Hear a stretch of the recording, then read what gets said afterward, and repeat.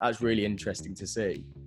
Yeah, exactly that. I always think like, how is this adding, and James will now, I always say, how is this adding value? Yeah. If it doesn't add value, and value can come in two ways, right? Value can be, it can help me make a buyer decision, or it can make me laugh or have a giggle, but it can add value. And I just think strip out all the fluff, because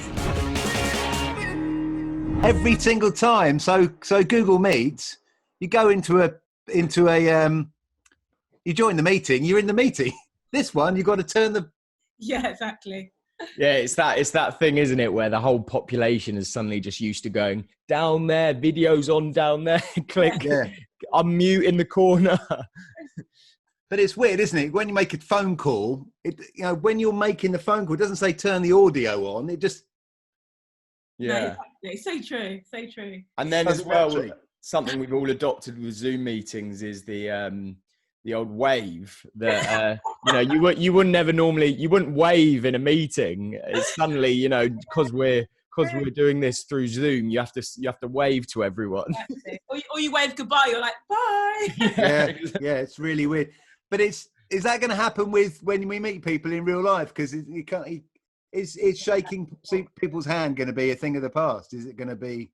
I think so. Well, it's kind of like people now are going in for, it's kind of the half wave, and then you're almost putting an elbow out as well, but not actually touching elbows. And it's then it almost needs to be some legislation or something on how we say hello to each other in person. Well, won't be surprised if they come up with something. It is awkward though, isn't it? When you say goodbye to someone, you just sort of feel like every time you're being rude. Yeah. Or if you haven't seen someone for a while, well, you usually give them a hug and you're like, oh, I'm not quite sure what to do. Yeah, it's like, oh. So welcome to another episode of Bang for Your Business with me, James Bonet, and Lucas Hamby. Hi, Lucas. Hello, James. You all right? Yeah, good, thank you. Today we're talking to Deola Laniyan, the head of content at Cazoo. Hi, Deola. Hi, James. How are you? Yeah, really good, thank you. How are you doing? Yeah, really good, thank you. So, Deola, can we start off by talking about, I guess, for context, what Cazoo is, how it works, and what your mission is? Yeah, of course. So, Cazoo is an online used car retailer. Our mission is to transform the way people buy used cars. So, we believe that kind of buying a used car shouldn't be any different to buying any other products online today. So yeah, that's kind of what we're about. And how did you get into the business, and what's your role within the business? Sure. So I've been at Cazoo just under a year now. I'm head of content, so I look after the content team. By content, I mean kind of any kind of copy word you see on the website through to video.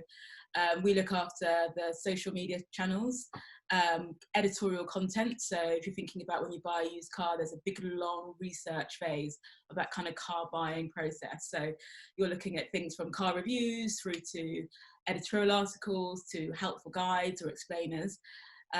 Yeah. And what's the net result? What are you looking to achieve from the copy that's produced under your remit? Yeah, so I guess we're hoping to really kind of hold the customer's hand through that kind of the earlier stages of buying a car. I think if you pop to Tesco's, it's quite simple. If you're going to pick up a can of baked beans off the shelf, obviously when you're buying a car, it's a massive investment. So people want to make sure they're getting the right one. So our content is really there to make sure, to help the customer feel, I guess, confident that they're making the right decision, that they're buying a car that's going to suit their lifestyle. So they understand a bit more about what they're going to buy before they buy it. Yeah. We've worked closely producing car reviews for the site, and what struck me is your laser-like focus on speaking the language of the consumer, as opposed, for instance, the industry insider. Can you talk through your rationale for that? Yeah, I guess the thinking is, obviously, as a customer-centric business, we're looking to help people to research and buy a car. When you read a traditional, I guess, enthusiast title, it's written through enthusiasts, and there's a whole heap of like jargon. There almost seems to be like a a shorthand way of talking about cars, which make absolute sense if you're in that space and you're really into the technicalities and the ins and outs and the things that kind of turn you on as an enthusiast are great. But that, will they help the person who's thinking, I need to buy this car to get to Tesco's, or I need to buy this car to get to work? The needs, the different readers are completely different. So we need to make sure we're answering the needs of a buyer. What do they care about? What's going to be important to them? And can they understand everything we're saying about the car? I think from research that we've done and the existing research out there, I think one of the things that makes people anxious and nervous about buying a car or even going to a dealership is that they feel that they just don't understand it. It's all a bit confusing. I don't really know what they're on about. So as a customer-centric business, we want to be there to kind of, lift the lid a bit, make sure they do understand and make sure they feel comfortable with whatever car they go on to purchase because they really understand what they've bought. So it's that if they're confused, if they don't really understand, it perhaps adds to that. In maybe they feel a little bit intimidated if they're out of their comfort zone and they're thinking, if I don't understand, maybe the relationship and the deal here is not equitable and maybe I'm at a disadvantage. Whereas if you actually speak the language of real people, they're feeling a little bit more comfortable on that front. They probably feel a bit more in control and a bit more empowered. They don't feel like someone's trying to, I guess, hoodwink them with lots of jargon and terms and anything. Because it's true. It is just really, it is alienating, isn't it? If you're someone who doesn't really know all the kind of ins and outs and all the kind of technical details, it's definitely something that would scare you away from, buying a car or anything like that. So obviously you guys are approaching the car buyer rather than the enthusiast. How are you going about approaching the car buyer? So I guess the key thing is about understanding, I guess, what their needs are. And I always kind of that phrase, I am not the customer. So as a business, we're really, I guess, we're built on data, but also we kind of make sure we kind of speak to the users as much as possible and user testing is, I guess, at the core of one of our, I guess, how we operate as a business. It's making sure that we if we have an idea, let's put it in front of some users, let's see what they think, do they understand it, does it meet their expectations, is it what they're expecting, and use that to inform what we do and how we do it. And then I guess the other thing is just using data, I guess search data as well, to understand what people are looking for, making sure you're meeting that need for the content you provide for them. You talked about using data and using SEO, I guess, for want of a better word, keyword research. How do you balance, I guess, good copy with SEO copy? Yeah.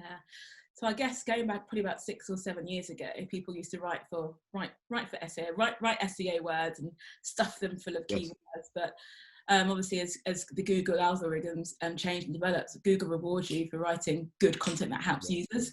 And for me, I think about the end user, what's going to be genuinely useful for them.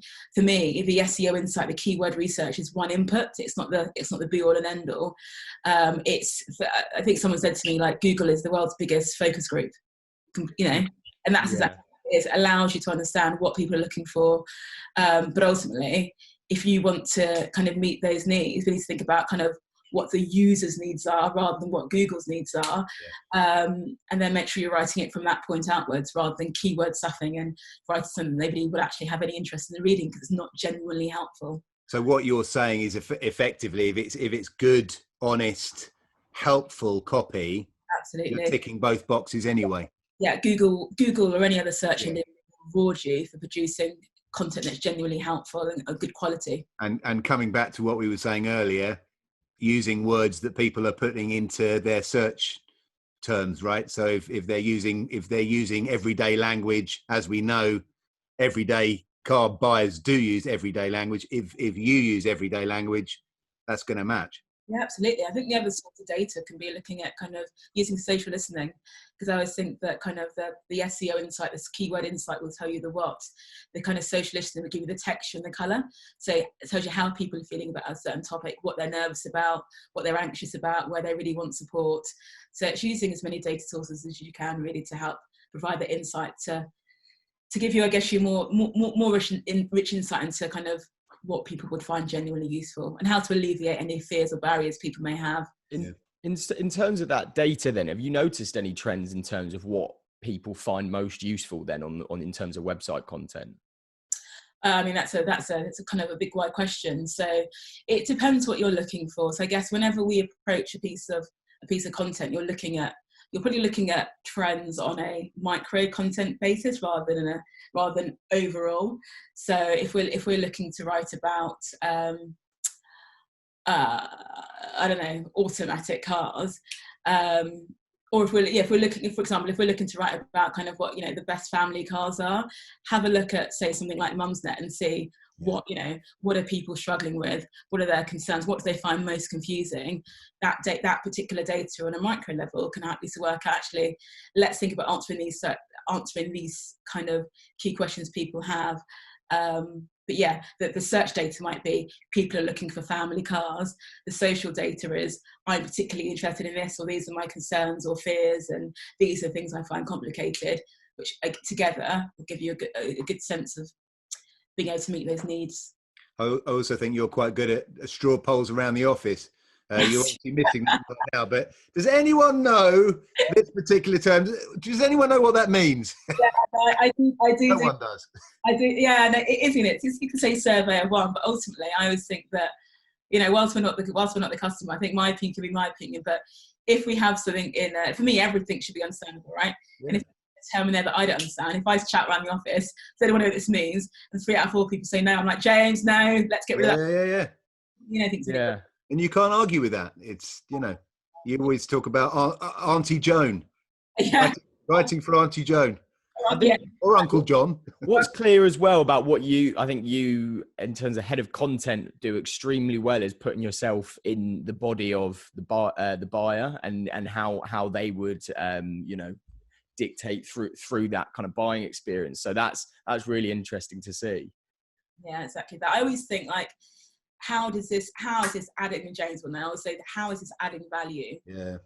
If it doesn't add value, and value can come in 2 ways, right? Value can be, it can help me make a buyer decision, or it can make me laugh or have a giggle. Yeah. But it doesn't add value. And I just think strip out all the fluff, because, you know, nobody wants to read a big long waffle piece, but actually if it's genuinely useful, it makes them smile, or, you know, then I think it's great. So the value for me, there needs to be a value exchange, not only in the overall piece, but every paragraph needs to work hard. It's so true. And that's something we bang on about time and time again. It's offering that value to your audience, however you can do that. And if you can do that free of charge, I think that offering that will help you drive that relationship with the consumer, and then really prolong that relationship, and, you know, them really trusting the brand. So yeah, I completely agree. So on that point then, how are you guys approaching social strategy?